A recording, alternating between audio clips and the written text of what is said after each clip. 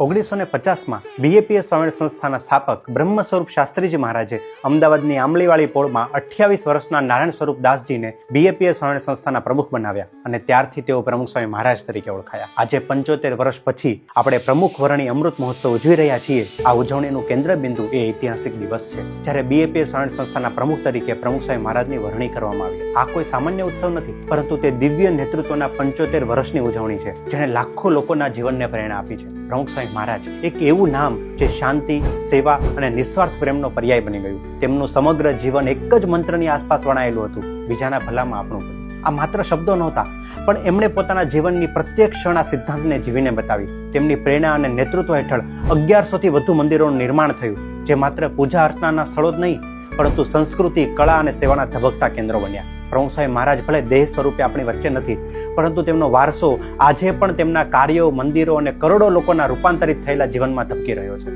તેમનું જીવન એ વાતનો પુરાવો છે કે સાચી શ્રદ્ધા અને નિસ્વાર્થ સેવા દ્વારા માનવતાનું ઉત્થાન શક્ય છે.